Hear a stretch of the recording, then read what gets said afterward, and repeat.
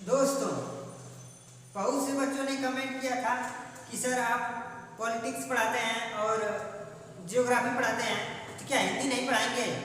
तो दोस्तों, मैं आप लोगों के लिए आज लाया हूँ हिंदी का लेक्चर, जो कि हिंदी की शुरुआत कहाँ से होती है इसको देखेंगे और आगे जो जो भी टॉपिक आएंगे मैं इसको पढ़ाऊँगा। तो नमस्कार दोस्तों, मैं शुभम राजभर और मैं आप लोगों के लिए हिंदी का पहला चैप्टर लाया हूँ, जिसका नाम है भाषा और बोली। क्या नाम है इसका? भाषा और बोली। तो भाषा किसे कहते हैं और बोली किसे कहते हैं? भाषा हम अपने विचारों को एक दूसरे के सामने प्रकट कर सकते हैं, उसे भाषा कहते हैं। मतलब हम जो भी कुछ बोलते हैं, अगर अगला वाला व्यक्ति समझ रहा है तो उसी को भाषा कह सकते हैं। और बोली जो हम बोलते हैं, जो भी भाषा बोल रहे हैं उसको हम लोग बोली बोलेंगे। ठीक है, तो इसमें भाषा की डेफिनेशन क्या हो जाएगी? भाषा संस्कृत के, जो भाषा है ना, भाषा संस्कृत के भाष धातु से भाषा शब्द की उत्पत्ति हुई है, जिसका अर्थ है बोलना।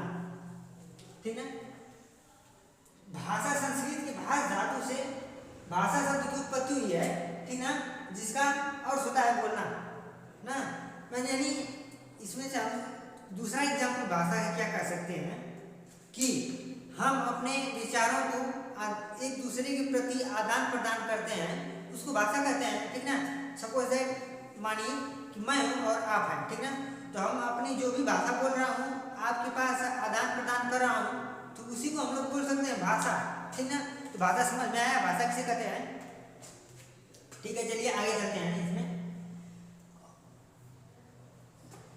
और भाषा को समझने के लिए कुछ एग्जाम्पल है, जैसे मैं भाषा को कई भागों में बांटा गया था, ठीक है, जो कि मैं यहाँ पर नहीं लिखा हूँ, बस बता दे रहा हूँ, आप लोग समझ लीजिए इसको। जैसे मैं कि लिखित भाषा, मौखिक भाषा और सांकेतिक भाषा। ठीक ना, तो हम लोगों ने तो मौखिक भाषा, जो भाषा मुंह से बोलते हैं उसे मौखिक भाषा बोलते हैं, और जो लिख कर देते हैं उसे लिखित भाषा कहते हैं। जैसे में पोस्ट मास्टर होता है, वो चिट्ठी लिखकर दूसरे के यहाँ ट्रांसफर कर देता है, उसे लिखित भाषा बोल देते हैं। और जो सांकेतिक भाषा होती है उसे गूंगे लोग ज़्यादा से ज़्यादा गूंगे लोग प्रयोग करते हैं। जैसे में कि अगर किसी से एक गिलास पानी मांगना है तो कहते हैं पानी लाओ, पानी लाओ, वो क्या हो गया? सांकेतिक भाषा हो गया। लेकिन ये तीनों भाषाएं बहुत अच्छा है, ठीक ना, जो कि समय समय पर काम आती हैं। तो हम लोग आज भाषा को ही पढ़ रहे हैं, तो इसमें से दूसरा पॉइंट कहता है भाषा की सबसे छोटी इकाई वर्ण है। भाषा की सबसे छोटी इकाई को क्या कहते हैं भाई? वर्ण कहते हैं। ठीक ना, ये बहुत इंपॉर्टेंट क्वेश्चन है, जो कि परीक्षा में पूछा जाता है बार बार कि भाषा की सबसे छोटी इकाई क्या है? वर्ण है। ठीक ना, इसको कॉपी पे नोट कर लीजिए। और इसमें से आगे क्या दिया है?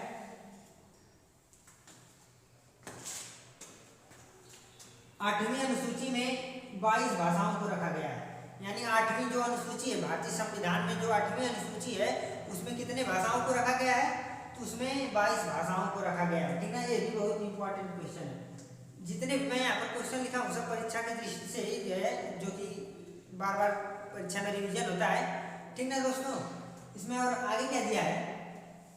अनुच्छेद 343 के अंतर्गत हिंदी भाषा को राजभाषा का दर्जा मिला। ठीक ना, तो इसमें ये अभी क्वेश्चन पूछ लिया जाएगा कि भारतीय संविधान के किस अनुच्छेद के द्वारा हिंदी भाषा को राजभाषा घोषित किया गया? तो भाई 343वां अनुच्छेद के द्वारा। ये भी बहुत इंपॉर्टेंट क्वेश्चन है भाई, हम एकदम छांट के लिखे हैं आप लोगों के लिए कि जल्दी से जल्दी आप लोग समझ जाएंगे और एग्जाम में अच्छे से अच्छे मार्क्स पा पाएंगे। ठीक ना, और इसमें आगे क्या, अगला क्वेश्चन क्या है? 14 सितंबर 1949 में हिंदी भाषा को राजभाषा की मान्यता मिली। ठीक ना, 14 सितंबर 1949 को हिंदी भाषा को राजभाषा की मान्यता मिली। इसके पहले इसको मान्यता नहीं मिली थी। और इसमें से दूसरा क्वेश्चन क्या पूछ लिया जाता है कि हिंदी दिवस कब मनाया जाता है? तो हिंदी दिवस भाई 14 सितंबर को मनाया जाता है। आप तो सभी लोग जानते होंगे इसको कि हिंदी दिवस 14 सितंबर को मनाया जाता है। और इसमें आगे क्या दिया है कि जो राजभाषा हमारी हिंदी है ना, जो राजभाषा हमारी हिंदी है वो कुल 10 राज्यों की राजभाषा है। जो हमारी हिंदी राजभाषा है वो 10 राज्यों की राजभाषा है। जैसे मेरी उत्तर प्रदेश है, उत्तर प्रदेश में जितने भी राजकीय कार्य होंगे वो हिंदी में होंगे, ठीक ना। और इसे ऐसे ऐसे कितने राज्य हैं भारत में जो कि हिंदी में होते हैं कार्य, हम आके उसको देख लेते हैं। वही बताया गया है यहाँ पे कि हिंदी भाषा में कुल 10 राज्यों की राजभाषा हिंदी है, यानी 10 राज्य ऐसे हैं जहाँ पर हिंदी बोली जाती है और वहाँ के जितने भी सरकारी दफ्तर है वहाँ पर हिंदी भाषा में कार्य किया जाता है, ठीक ना। तो पहला क्या हो गया हमारा उत्तर प्रदेश हो गया, उत्तर प्रदेश में हिंदी बोली जाती है, ठीक ना, आप लोग जानते हैं, हम लोग यहीं के हैं। और दूसरा क्या है बिहार, उत्तर प्रदेश हो गया, बिहार हो गया, राजस्थान हो गया, हरियाणा हो गया, हिमाचल प्रदेश, उत्तराखंड, छत्तीसगढ़, मध्य प्रदेश, झारखंड और दिल्ली। दिल्ली क्या है कि दिल्ली केंद्र शासित प्रदेश है, लेकिन इसको इसी में रख लिया जाता है भाई। इसको ट्रिक से याद करने के लिए देखिए, ट्रिक से याद करने के लिए इसको चलते हैं। तो सबसे पहले आपके दिमाग में मैप बनना चाहिए, इंडियन मैप। आप लोग तो इंडियन मैप के बारे में जानते ही होंगे, ठीक ना। नहीं जानते हैं तो मैं पिछले वीडियो में पढ़ाया हूँ, आप लोग वहाँ से जाकर देख लीजिए, ठीक ना।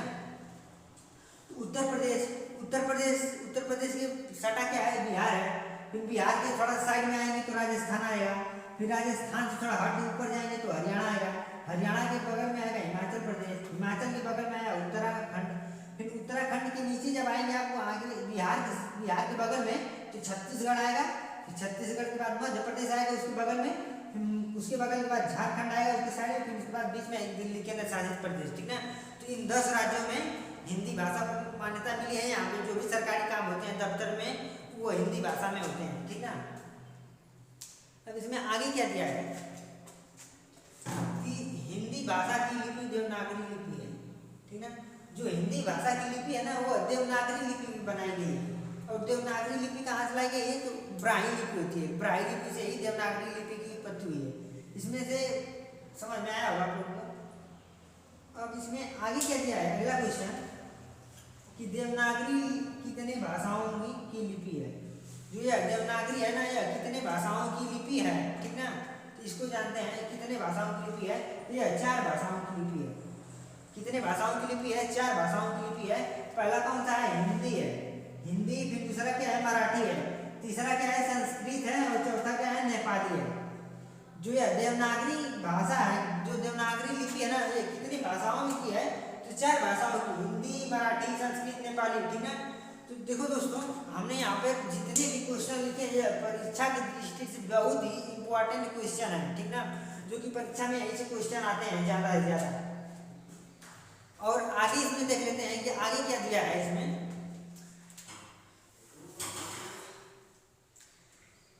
हिंदी भाषा की 5 उपभाषा होती है। ये जो हिंदी भाषा है ना, हिंदी भाषा इसकी 5 उपभाषाएं हैं। इस हिंदी भाषा की कितनी उपभाषाएं हैं, 5 उपभाषाएं हैं। और इन्हीं 5 उपभाषाओं में कितनी बोलियां आती हैं, 18 बोलियां आती हैं।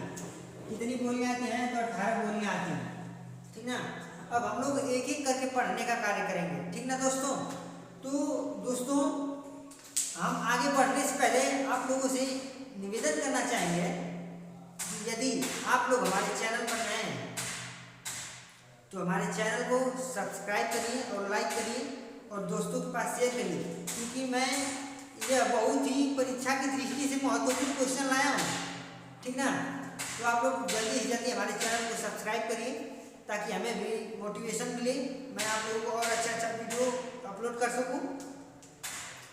तो दोस्तों अब 5 भाषाओं के बारे में अब हम लोग जानेंगे क्या कौन सी है। तो पहली क्या है पश्चिमी हिंदी, दूसरा क्या है राजस्थानी हिंदी, और तीसरा क्या है पहाड़ी हिंदी, पूर्वी हिंदी, फिर बिहारी हिंदी, ठीक ना। ये कैसे कैसे बोली जाती है, कहाँ कहाँ पे बोली जाती है, इसको हम लोग देखने का कार्य करते हैं। तो पश्चिमी हिंदी कहाँ बोली जाती है भाई, पश्चिमी हिंदी में तो कन्नौजी बोली जाती है, फिर खड़ी बोली जाती है। खड़ी बोली का ही नाम क्या है, कौरवी, खड़ी बोली का नाम ही है कौरवी, ठीक ना। और इसमें तीसरा क्या बोला जाता है, ब्रज बोला जाता है, फिर बुंदेली बोला जाता है, फिर बांगरू बोला जाता है यहीं पे पश्चिमी हिंदी में, ठीक ना। और राजस्थानी हिंदी में क्या बोला जाता है, इसको देख लेते हैं। राजस्थानी हिंदी में जयपुरी, मेवाती, मारवाड़ी, मालवी, ठीक ना। यहाँ पे 4 भाषा बोली जाती है। जयपुरी, मेवाती, मारवाड़ी, मालवी। ठीक ना दोस्तों। अब पहाड़ी हिंदी में कौन सी भाषा बोली जाती है? पहाड़ी हिंदी में इसको देखते हैं।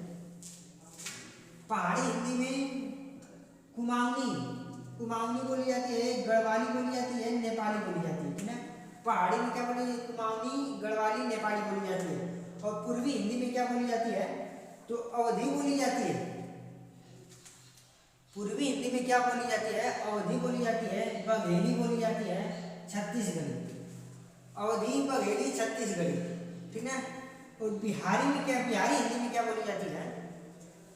भोजपुरी, मगही, मैथिली। ठीक है दोस्तों। मैंने आप लोगों को यह बात बता दिया। ठीक है। अब इसको एक बार गिन लेते हैं कि सही में यह है कि नहीं, मतलब सही में 18 बोलियां हैं कि नहीं इसमें।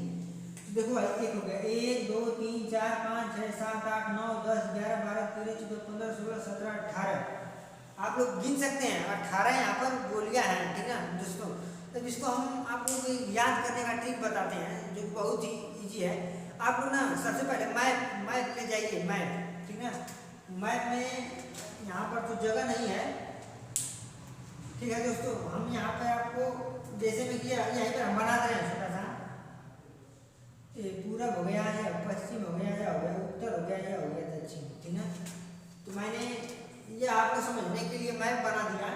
पश्चिमी हिंदी, ये पूर्वी हो गया या पश्चिमी, तो पश्चिमी वाला इलाका देख ही रहे हैं, कन्नौजी, खड़ी बोली, कौरवी, ब्रज, बुंदेलखंडी और बांगरू। ठीक ना। तो ये पश्चिमी भाषा में आ जाएगी। इधर का इलाका आप लोग देख ही रहे हैं। और जो राजस्थानी हिंदी है, तो राजस्थान कहाँ है? MP से सटा है। ठीक ना। बगल में तो है राजस्थान। तो जयपुरी वहाँ पर याद कर लेंगे, मेवाती, मारवाड़ी, मालवी याद कर लेंगे। पहाड़ी हिंदी में क्या हो जाएगा? पहाड़ी हिंदी में मतलब कि वही नेपाल वाला हिस्सा। नेपाल कहाँ पड़ता है? पहाड़ी वाली एरिया में पड़ता है ना, पहाड़ी वाला क्षेत्र है नेपाल ना।